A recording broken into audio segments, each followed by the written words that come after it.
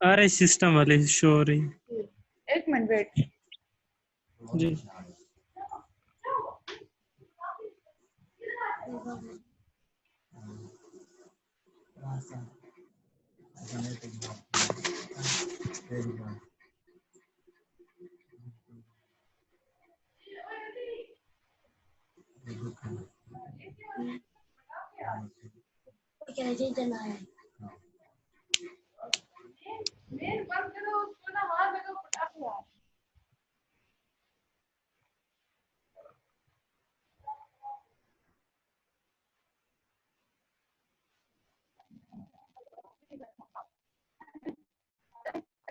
कल हमने पढ़ा था एबीओ ब्लड ग्रुप सिस्टम, सही है? मैम आपके आवाज कल तक हमने पढ़ा था एबीओ ब्लड ग्रुप सिस्टम और डिस्कस किया था डोनर और एक्सेप्टर को, ठीक है? तो आज जी मैम। ये समझाने में इतना टाइम लग जाता है, आप लोग बहुत स्लो जा रहे हैं। जल्दी जल्दी पिक करें ताकि आपका कोर्स कंप्लीट हो। ऑलरेडी इतनी छुट्टियां की हैं, थोड़ा सा इंटरेस्ट शो करें, ठीक है? जी मैम। मैम पेज बता दें प्लीज। ये आपका जो एडिशन है ना वो बताएं मुझे, फिर मैं आपको बताऊंगी। पेज चेंज है आपके। ये 5th एडिशन है, ये तो न्यू वाला जो सर तनवीर ने मेरे दिया। पास 6 है ना। आप ऐसे करें, 5th। 3rd चैप्टर जी निकालें ना, 3rd चैप्टर उसमें देखें, ये जी। उसमें है। ब्लड ग्रुप सिस्टम के आगे एबीओ है, फिर एआरएच सिस्टम है। ब्लड वाले में है मैम। जी जी।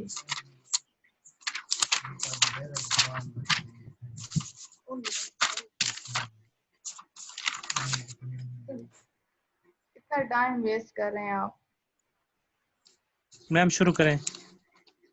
आरएच सिस्टम आज से था। प्रीवियस हमने एबीओ ब्लड ग्रुप सिस्टम पढ़ा था, वो क्या होता है? कोई एक स्टूडेंट मुझे बताए कि वो होता क्या है।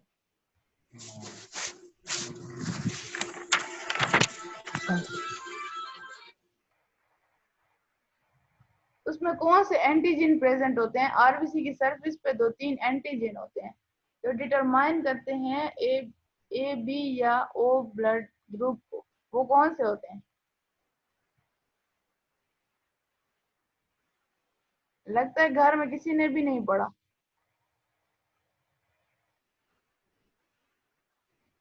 इस तरह तो नहीं चलने वाला। जब आप एक दफा एटलीस्ट रीड नहीं करेंगे फिर आपको कैसे समझ आएगा? ये तो एक कान से सुना और दूसरे कान से निकाला वाली बात हो गई। अच्छा, आज हम पढ़ेंगे आरएस सिस्टम, ठीक है? ब्लड ग्रुप ए बी और ओ होता है, साथ में उसका पॉजिटिव या नेगेटिव भी होता है। यहाँ तक हमने पढ़ लिया था कि वो डी जीनोटाइप और फिनोटाइप, ये वाला, ठीक है?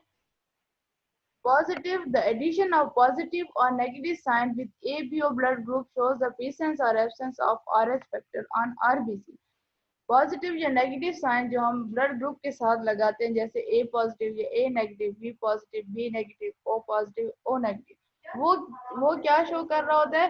प्रेजेंस या एब्सेंस ऑफ आरएच फैक्टर को, ठीक है? अगर पॉजिटिव साइन है तो मींस कि आरएच फैक्टर प्रेजेंट है, और अगर नेगेटिव साइन है तो आरएच फैक्टर प्रेजेंट नहीं है। और आरएच फैक्टर को जैसे एबीओ ब्लड ग्रुप सिस्टम को जीन एंटीजीन आरबीसी पे जो प्रेजेंट होते उसके वजह से होते कंट्रोल करता था वो, ठीक है? आरबीसी की सरफेस पे जो एंटीजन होता था ब्लड ग्रुप भी वही होता था। इसको आरएच फैक्टर को अब कौन कंट्रोल कर रहा है? 3 जीन्स है, सी डी और ई, वो कंट्रोल करते हैं। और जिसमें सबसे ज्यादा इंपॉर्टेंट होता है जो डी होता है। इसमें जो जीनोटाइप होता है या either small D, 2 small D होते हैं या 2 डबल डी होते हैं, या एक स्मॉल और एक लार्ज डी होता है। डी जो होता है वो डोमिनेंट है स्मॉल डी पे, कैपिटल डी स्मॉल डी पे डोमिनेंट है। इसका मतलब ये है कि जो अगर स्मॉल डी और कैपिटल डी इकट्ठे आ गए तो जो कैरेक्टर्स कैपिटल डी के पास हैं वो वही शो होंगे और स्मॉल डी वाले शो नहीं होंगे, ठीक है? तो जो डी है तो a person having genotype capital D, देखें ये कैपिटल डी, ये बड़े डी जो दो इकट्ठे हैं, will have a phenotype of R H positive. जो डी जो है वो उसका क्या करेक्टर है कि वो पॉजिटिव आर एच फैक्टर को पॉजिटिव करता है, यानी कि उसको लेकर आता है। और जो डी डी है वो आर एच नेगेटिव है, जो स्मॉल डी है, मीन्स कि अगर वो होगा तो आर एच फैक्टर नहीं होगा। अच्छा, अब इसकी आपको जेनेटिक मेकअप, फिनोटाइप और जीनोटाइप इस चीज की समझ आती है?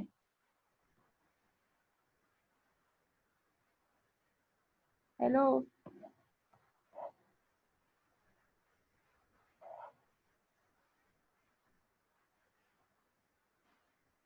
हेलो, आवाज आ रही है? Yes sir. यस सर, जो पूछा है वो बताओ, सिर्फ सुनने के लिए आ जाते हो, कोई रिस्पांस ही नहीं। ऐसा लग रहा है मैं खुद ही कहीं बैठी हुई बोल रही हूँ। जीनोटाइप और फिनोटाइप की समझ आती है या नहीं आती? आप समझा दें। मैं समझा दे समझा मैम। दूं? पिछले 2 दिनों से तो यही समझा रही हूँ, अक्ल के अंधे होते।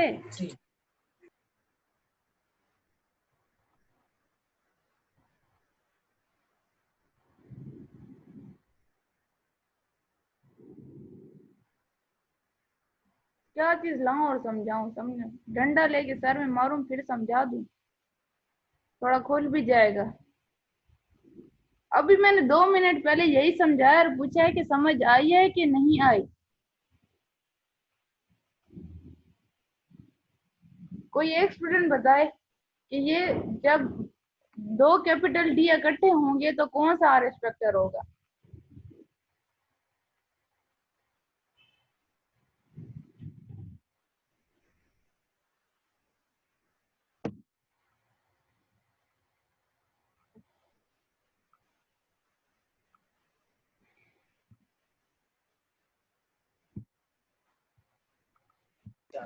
मैम आर एच प्लस होगा। आर एच पॉजिटिव होगा। हाँ पॉजिटिव वाला। और अगर R H positive, small D दो इकट्ठे होंगे तो फिर आर एच नेगेटिव होगा।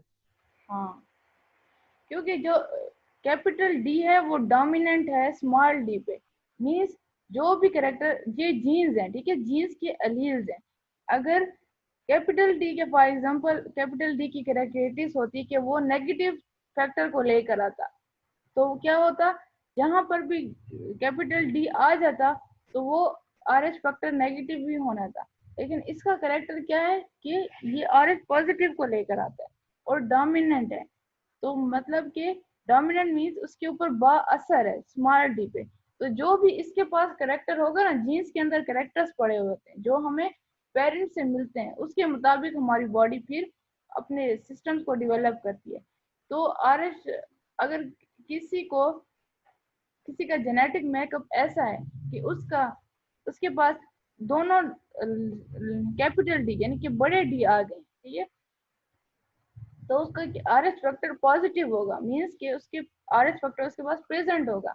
अगर किसी का ऐसा है कि दोनों स्मॉल डी आ गए तो स्मॉल डी का करेक्टर ये है कि उसमें आर एच फैक्टर नेगेटिव करता है, यानी कि उसकी एब्सेंस करता है। तो उस इंडिविजुअल के पास आर एच फैक्टर नहीं होगा, उसका ब्लड ग्रुप नेगेटिव होगा। अगर कुछ ऐसा आ जाता है कि उसके पास एक लार्ज डी है और एक स्मॉल डी है, तो तब क्या होगा, कौन सा आर एच फैक्टर प्रेजेंट होगा या नहीं होगा? एक लार्ज डी आया और एक स्मॉल डी आया। कैसे मैम दोबारा बताएं थोड़ा ये।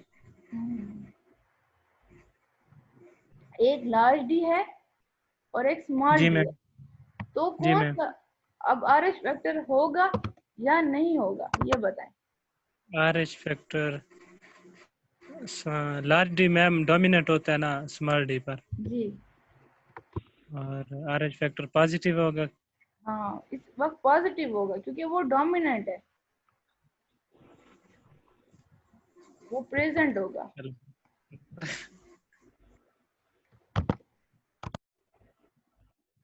सही है, चले। अच्छा, अब हम नेक्स्ट पढ़ते हैं। एक कंडीशन है एरिथ्रोब्लास्टोसिस फ्रिटेलिसिस, ठीक है। ये कंडीशन है जो आरएस फैक्टर से रिलेटेड है। इसमें क्या होता है, इसमें क्या होता है कि एक मिनट,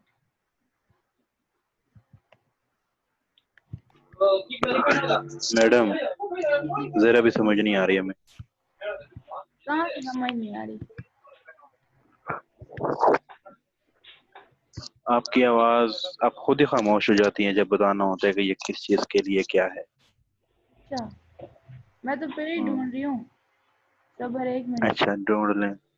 41 ब्लड ट्रांसफ्यूजन, ये हमने पढ़ लिया। मिस तो नहीं हो गया?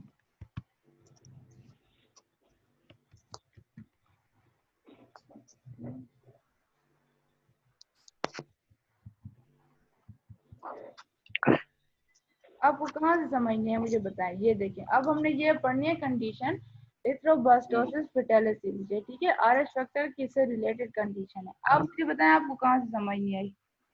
यहीं से बस आप शुरू करें। नहीं, आप कह रहे थे ना कि मुझे समझ नहीं आ रही, मैं खामोश हो गई थी, यहाँ से बताना। पहले आपकी आवाज कट जाती थी ना, बोलते बोलते ही बिल्कुल खामोश। मुझे लगा आप खुद ही खामोश हो जाती हैं, यहाँ समझ नहीं आ रही थी, किसको? कट रही थी आवाज। मैम नेक्स्ट टॉपिक शुरू कर रहे हैं, हाँ, नेक्स्ट प्रेगनेंट। नेक्स्ट शुरू कर दें। अच्छा, ये कंडीशन है जिसमें जो है, अगर for example maternal foetal RH incompatibility appear. Maternal foetal और मैटरनल कहते हैं, जो वर्ड मैटरनल होता है रेफर्स टू मदर, यानी कि मदर की बात हो रही है। और फीटल, जो फीटस होता है आरएच इनकम्पैटिबिलिटी, यानी कि उनकी आरएच इनकम्पैटिबिलिटी हो जाती है। मदर का आरएच होता है मैम पॉजिटिव होता है जी। जी फरमाएं। बीच में कालें आ रही हैं, टूनें आ रही हैं, पता नहीं क्या क्या हो रहा है। ये आप लोग अपने माइक बंद कर लेना।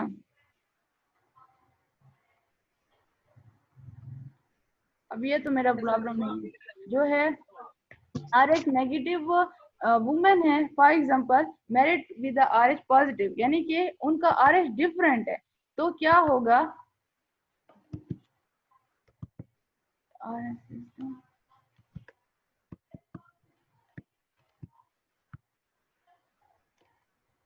यहाँ पर एक पेज मिसिंग हो गया है, सही है।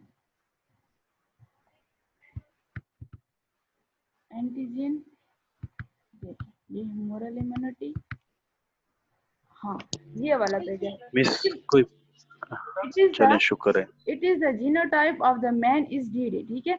आरएच नेगेटिव मैन है और आरएच पॉजिटिव जो है फीमेल है, ठीक है। तो उसमें पहले वाला पॉइंट दोबारा बताएं, आवाज कट रही थी आपकी, प्लीज। कौन सा? ये पहले आप दूसरा पॉइंट पढ़ा रही है ना, पहला पॉइंट पढ़ा दें। अच्छा, इसमें ये है, एक कंडीशन है जिसमें हम कहते हैं कि एरिथ्रोब्लास्टोसिस फेटेलिसिस है। उसमें क्या होता है कि आरएच नेगेटिव जो होती है वो मदर होती है और आरएच पॉजिटिव जो होता है वो मैन हो जाता है। अगर it is the geno if the genotype of man is DD, यानी कि वो उसके एलील ऐसे हैं कि उसका जो दोनों डी हैं उसके पास, तो क्या होगा, all the offspring will be RH positive, क्योंकि आर सारे जो ऑफस्प्रिंग होंगे वो होंगे आरएच पॉजिटिव, क्योंकि उसके पास स्मॉल डी नहीं है देने के लिए। अगर उसका जीनोटाइप डी है तो उसके पास एक स्मॉल डी भी है। तो अगर इफ समटाइम्स अगर वो आरएच नेगेटिव मदर है, ठीक है, तो वो so than half of the offspring will be, इस तरह क्या होगा कि आधे बच्चे आरएच पॉजिटिव होंगे और आधे क्या होंगे, आरएच नेगेटिव हो जाएंगे। समझ आ रही है बात की?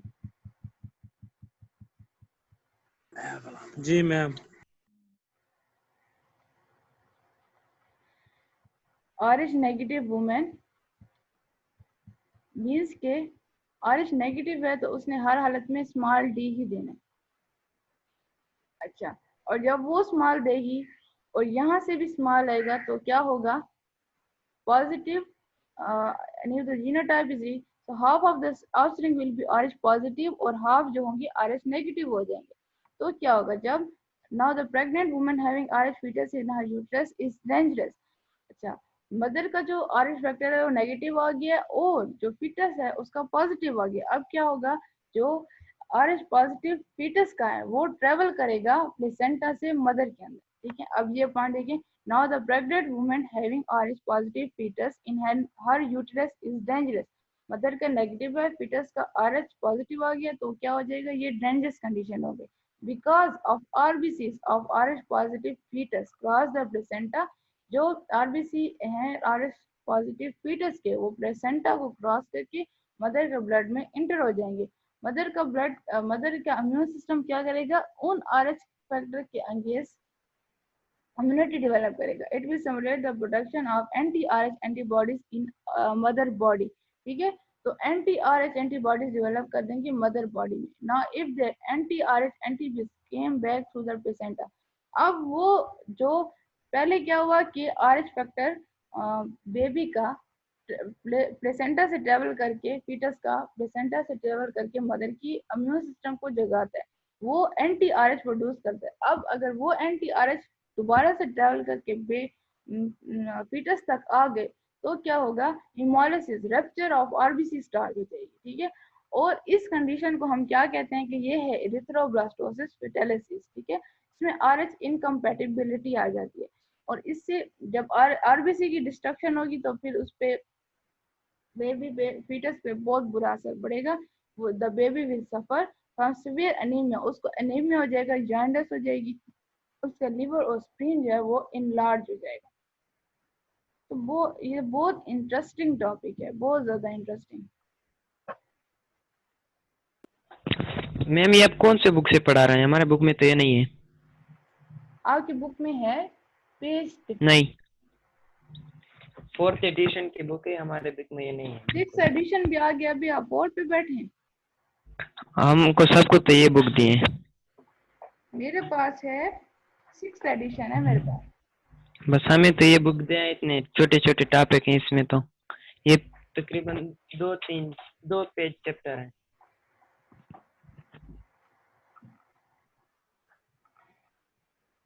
अच्छा, आप लोग ऐसा करें कि फिलहाल यहीं से समझ लें, फिर मैं सर तनवीर से बात करती हूँ, ठीक है। मैडम क्योंकि ये लेक्चर के चक्कर में नुकसान हुआ है मुझे 1000 का। एक लड़की आई, एक मेडिसिन ली है और अपने वाले भी ले गई और मेरे बकाया भी ले गई। मैं लेक्चर सुन रहा था। आपको किसने कहा शॉप पे बैठ के पढ़ेंगे? और क्या काम भी तो करना है ना। वो लड़की इस इधर उधर की बातें करते करते अपना आधार भी ले गई और मेरे 880 बकाया भी ले गई। आ जाएगी अभी वापस। नहीं आती, लड़कियां कभी वापस आती हैं? सही किया। खैर भाई, आज बहुत ज्यादा शौकिया मार पढ़ा है बस। आपके साथ यही होना था, क्या करना था? यही होना था। आप बहुत ज्यादा बोल रहे थे आज। तो क्या करता, उधर भी होना था इधर भी होना था, अच्छा, समझ भी नहीं आ रही। अपने मैटर्स डिस्कस मत करें, अब ये समझ आइए। नुकसान हुआ है, चलो ठीक है, नहीं है। अच्छा, ये समझ आ गया, एरिथ्रोब्लास्टोसिस एक कंडीशन है। सिंपल मैं आपको रिवाइज करती हूँ, ठीक है। इसमें क्या है, RH इनकम्पैटिबिलिटी होती है, यानी क्या होता है कि मदर का और फीटस का जो RH फैक्टर है ना वो चेंज हो जाता है, ठीक है। या तो अब इन्होंने जहाँ एग्जांपल दिया है उसमें मदर का RH नेगेटिव था, यानी उसके अंदर प्रेजेंट नहीं था RH फैक्टर और बेबी के अंदर प्रेजेंट था। अब ऐसा भी हो सकता है कि मदर के अंदर प्रेजेंट हो और बेबी के अंदर ना प्रेजेंट हो, ऑपोजिट कंडीशन अपोजिट होनी चाहिए, तब ये होगा, ठीक है। जरूरी नहीं है कि मदर का ही RH नेगेटिव हो, होना ये है कि एक के अंदर प्रेजेंट हो और एक के अंदर ना हो, ये कंडीशन होनी है। तो क्या होगा कि एक बेबी का ट्रेवल कर जाएगा और उस पर रिएक्शन हो जाएगा। समझ आ रही है बात की? समझ आई है? जी मैम। अच्छा, अब हम नेक्स्ट पढ़ते हैं इम्यूनिटी। इम्यूनिटी बहुत ही है। इम्यूनिटी कहते हैं कुव्वत मुदाफ़त को, the ability of a body to resist all type of organism और toxins that tend to damage the tissue and organ. जो बॉडी की एबिलिटी है रेजिस्ट करने की, लड़ने की तमाम ऑर्गेनिजम्स और टॉक्सिन्स के अगेंस्ट, उन तमाम चीज़ों के अगेंस्ट जो उसकी टिश्यू को और ऑर्गन को डैमेज करते हैं। ठीक है, इस एबिलिटी को हम क्या कहते हैं? इम्यूनिटी। अब टू टाइप्स ऑफ इम्यूनिटी, एक है इननेट इम्यूनिटी, एक है एक्वायर्ड इम्यूनिटी। ठीक है, इननेट इम्यूनिटी कहते हैं नेचुरल इम्यूनिटी को, वो इम्यूनिटी जो हमारे अंदर नेचुरली प्रेजेंट होती है। इट इज इनबॉर्न और natural resistance of the body. Inborn है या नेचुरल रेजिस्टेंस, यानी इनबॉर्न यानी कि जो पैदा हुए वक्त होती है इनबॉर्न, और नेचुरल या फिर नेचुरली प्रेजेंट होती है और to invading bacteria, toxins and foreign agents. अच्छा, बैक्टीरिया, टॉक्सिन्स और जितने भी फॉरेन एजेंट्स यानी कि जो हमारी बॉडी के नहीं हैं, वो जब उनके अगेंस्ट जो रेजिस्टेंस है ना बॉडी की, उसको हम कहते हैं कि ये नेचुरल इम्यूनिटी है। समझ आ गई?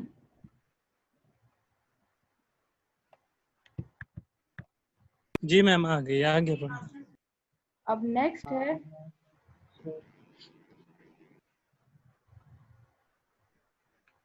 Resistance of skin. अच्छा, एग्जांपल इसकी क्या है? जैसे कि resistance of skin to invasion by bacteria. ठीक है, जैसे स्किन रेजिस्ट करती है, बैक्टीरिया को इंटर नहीं होने देती। स्किन जो है पूरी बॉडी पे है, तो ये हमें क्या करती है? बहुत सारी चीज़ों से बचा रही है। ये नेचुरल रेजिस्टेंस है।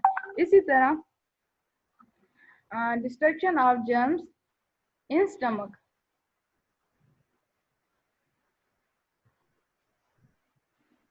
जैसे जो हमारे स्टमक के अंदर एसिड है ना, स्टमक के अंदर। मैम स्क्रीन शेयरिंग ऑफ तो नहीं हो गई? हाँ स्क्रीन ऑफ हो। एक मिनट।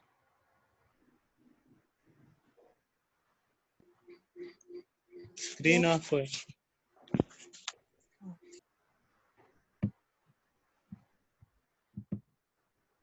हाँ, मैम आप रोजाना आधी क्लास में उठ जाते हो? आधी क्लास में मैं उठती नहीं हूँ, वो टाइम खत्म हो जाता है। आप लोग इंटर लेट होते हो।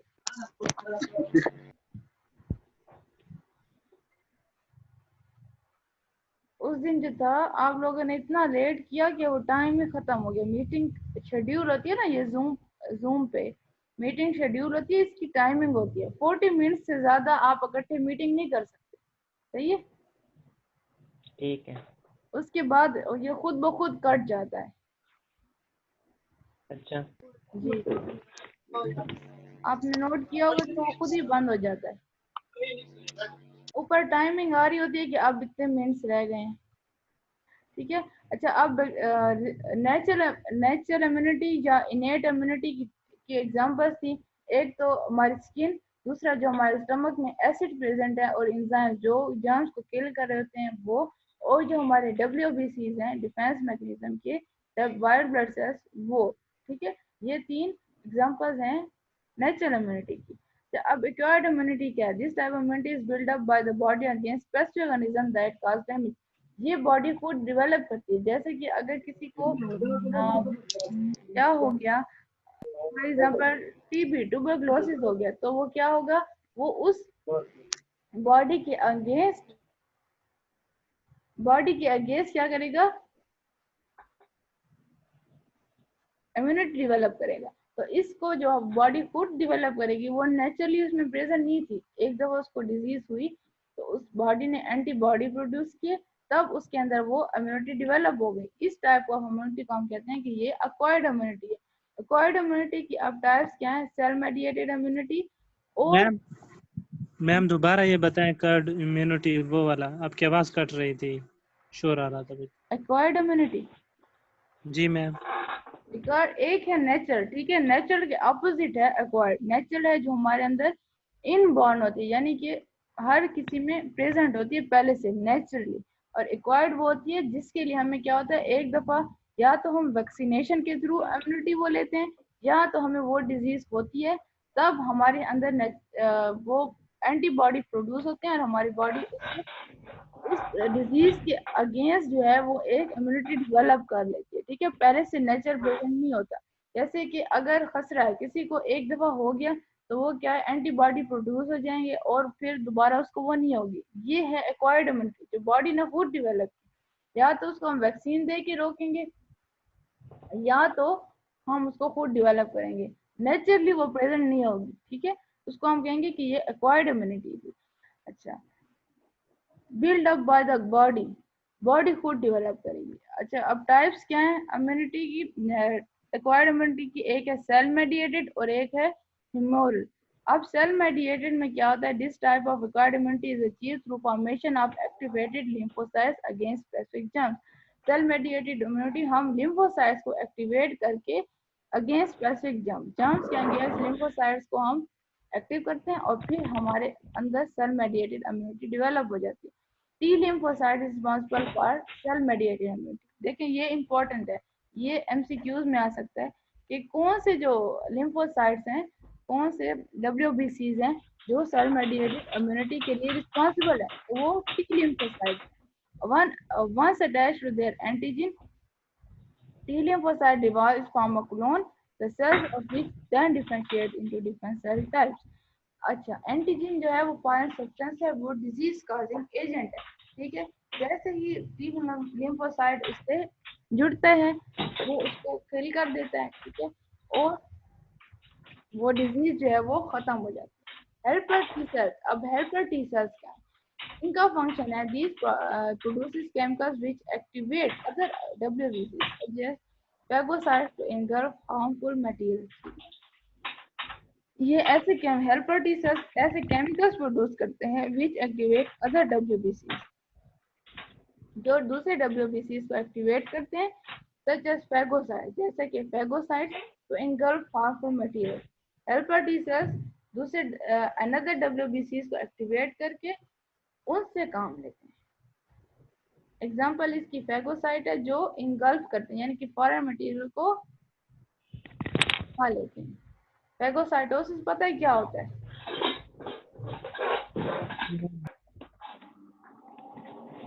फेगोसाइटोसिस को पता है क्या होता है?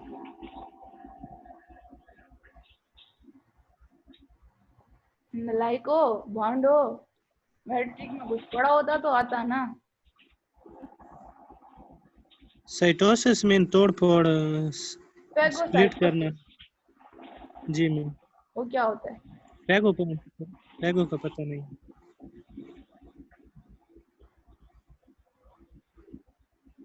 मैट्रिक में आप लोगों के कितने मार्क्स आए थे? 763 थे। अच्छा, और एफएससी किया या नहीं? कितने लोगों ने एफएससी की हुई है यहाँ पे? मैंने की है, आपको तो फिर आना चाहिए।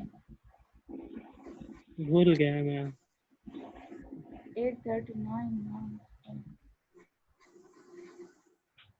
शुएब साहब, ये शुएब साहब कौन है?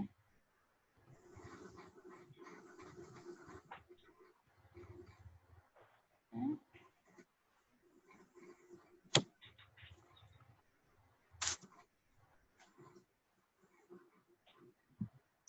मैम बताएं आप। मैं तो बता दिया, फॉरेन पार्टिकल्स को जो इनगल्फ करना होता है, एक होता है पिनोसाइटोसिस, एक होता है फेगोसाइटोसिस। जब हम किसी सॉलिड मटेरियल को इनगल्फ करेंगे तो वो होगा फेगोसाइटोसिस, और जब हम किसी लिक्विड को इनगल्फ करेंगे यानी खाएंगे तो वो होगा पिनोसाइटोसिस। ठीक है, अच्छा, ये है ठीक है। हेल्पर टी सेल्स का फंक्शन कि वो दूसरे डब्ल्यूबीसीज को एक्टिवेट करके उनसे काम लेता है। और साइटोटॉक्सिक टी सेल्स क्या होते हैं? These are called killer cells, इसको हम किलर सेल्स कहते हैं।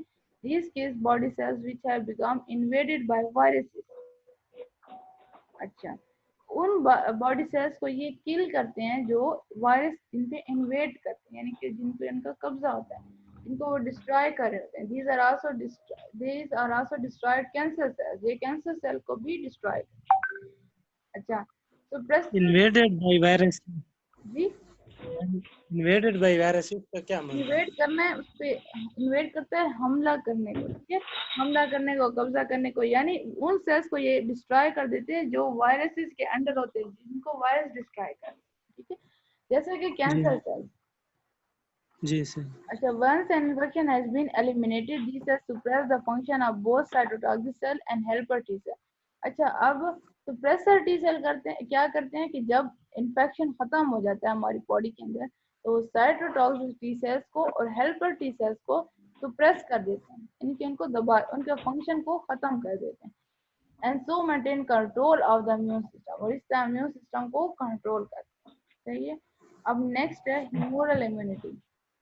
मैम कंट्रोल करते होंगे ना, खत्म तो नहीं करते होंगे। इम्यून सिस्टम को इस तरह से कंट्रोल करते हैं। जी। सही है।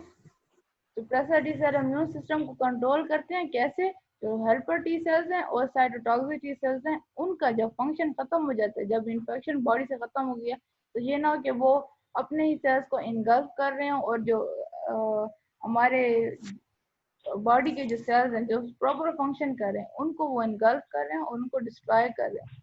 तो उनको वो क्या करता है, काम खत्म होने के बाद उनको सुप्रेस कर देता है, उनके फंक्शन को खत्म कर देता है। फिर जब कोई और इन्फेक्शन आएगा फिर वो सिग्नलिंग होगी, फिर से suppressor T cells helper cells जाएंगे। ठीक है, इस तरह ठीक से है मैम। ये चलता रहेगा। म्यूरल इम्यूनिटी क्या होती है? It is a type of acquired immunity. ठीक है, ये एक्वायर्ड इम्यूनिटी की टाइप है in which body forms antibodies against specific germs. इसमें स्पेसिफिक जर्म्स के अगेंस्ट बॉडी क्या करती है, एंटीबॉडीज प्रोड्यूस करते हैं। ठीक है, एंटीबॉडीज का पता है क्या होते हैं?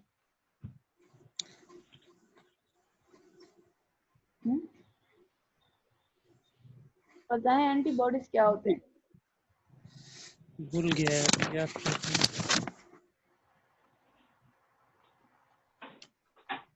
एंटीबॉडीज मैम वो होते हैं जो मतलब हमारे बॉडी में कोई जर्म एंटर होता है तो वो प्रोड्यूस होता है और उसको खत्म कर देते हैं। हाँ, वो होते हैं एंटीबॉडी। ठीक है, एंटीजन जो है वो फॉरेन सब्सटेंस है, वो डिजीज है। ठीक है, एंटीजन समझ लें कि वो डिजीज है, वो बॉडी में एंटर होती है तो हमारा इम्यून सिस्टम जाग जाता है। ठीक है, और एंटीबॉडी प्रोड्यूस करता है और उसको किल कर देता है। अच्छा, अब ह्यूमरल इम्यूनिटी हम पढ़ रहे थे कि बी लिम्फोसाइट जो सेल मेडिएटेड इम्यूनिटी है वो टी लिम्फोसाइट उसके रिस्पॉन्सिबल है और ह्यूमरल इम्यूनिटी के लिए बी लिम्फोसाइट रिस्पॉन्सिबल है। It is name so because they are produce and mature in bone marrow. ठीक है, ये प्रोड्यूस और मैच्योर होते हैं बोन मैरो के अंदर।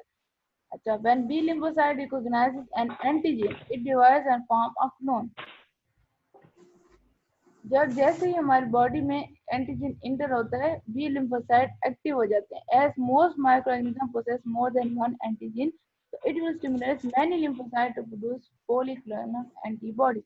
अच्छा, एक ऑर्गेनिज्म के अंदर मोर देन वन एंटीजन हो सकते हैं तो वो मोर देन वन लिम्फोसाइट्स को एक्टिवेट करेंगे और बहुत सारी लिम्फोसाइट कॉलोनीज बनाएंगे। मैम लिम्फोसाइट क्या होता है? लिम्फोसाइट क्या होता है? जी डब्ल्यूबीसी पढ़े थे ना, जी मैम। उसमें था लिम्फोसाइट। WBC वाले टॉपिक में मैं नहीं था।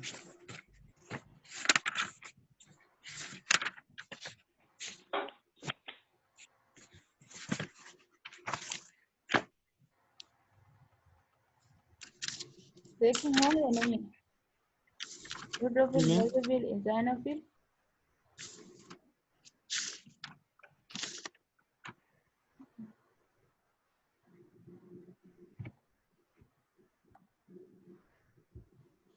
है या नहीं है?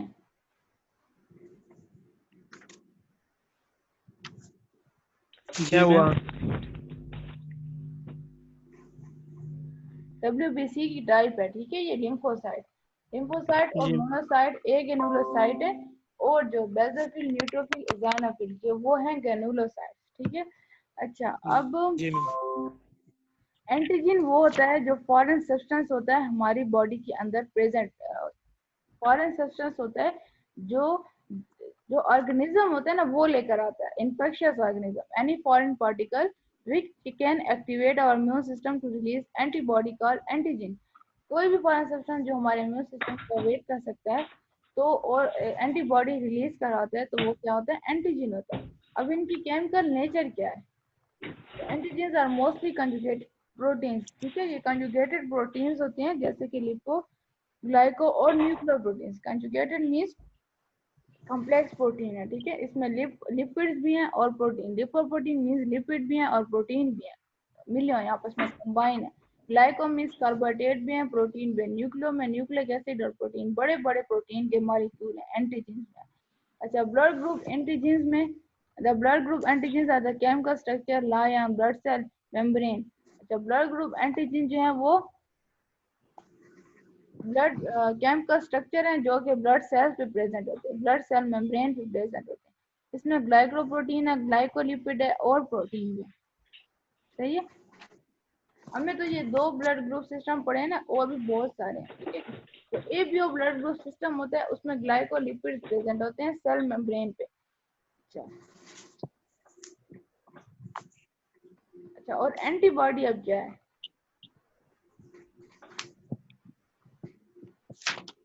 एंटीबॉडी वो है जो हमारी बॉडी प्रोड्यूस करती है जब कोई भी एंटीजन हमारी फॉरेन सब्सटेंस या नॉन सेल्फ भी कहते हैं, यानी कि सेल्फ हमारा अपना और नॉन सेल्फ वो जो कहीं बाहर से है, तो वो होता है एंटीबॉडी, ठीक है। ये होता है इम्यूनोग्लोबुलिन है, ठीक है। इसको हम आईजी भी कहते हैं। एंटीबॉडी का other name immunoglobulin. Y shape है, प्रोटीन इन नेचर है। इसमें 2 चेन्स है, लाइट चेन, हैवी चेन। अच्छा, लाइट और हैवी चेन डाइसल्फाइड बॉन्ड से हम जुड़ी हुई होती हैं, और इसके अंदर बाइंडिंग साइट्स होती हैं जिससे क्या होता है, एंटीजन जहाँ जाके अटैच होता है, ठीक है। एंटीबॉडी पे एंटीजन जाके अटैच होता है, जिसके बाद वो एंटीजन के फंक्शन को न्यूट्रलाइज कर देता है, यानी डिसीज को खत्म कर देता है। तो यहाँ तक समझ आ गई है? जी मैम।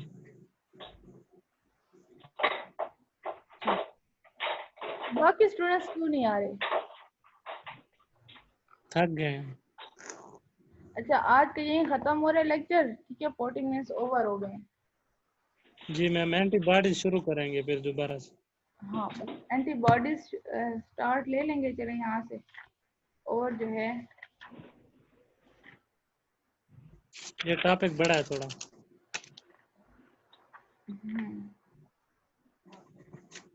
फिर चलो एनीमिया। ठीक है मैम, कल इस चैप्टर को फिर खत्म करेंगे। इंशाल्लाह। खुदा हाफिज। अल्लाह हाफिज़।